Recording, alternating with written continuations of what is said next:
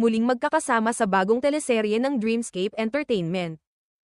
Pagkatapos ng matagumpay na palabas na Linlang at ng Philippine adaptation ng sikat na Korean drama na What's Wrong with Secretary Kim, muling pagsasamahin ang magaling na aktres na si Kim Chu at ang mahusay na aktor na si Paulo Avellino para sa panibagong teleserye na ilalabas ng Dreamscape Entertainment.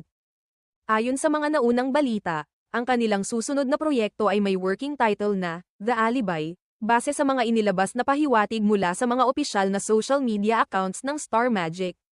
Sa Instagram, makikita ang post na may caption na Every detail counts. May hindi sila sinasabi, and we're about to find out. #ThiaB coming soon, na nagdulot ng kasab-ikan sa mga tagahanga ng Kim Pao Love Team. Ang kwento ng The Alibi ay isang bagong proyekto na inilalapat ang kakaibang tema ng suspense at drama, kung saan bawat eksena at linya ay may mahalagang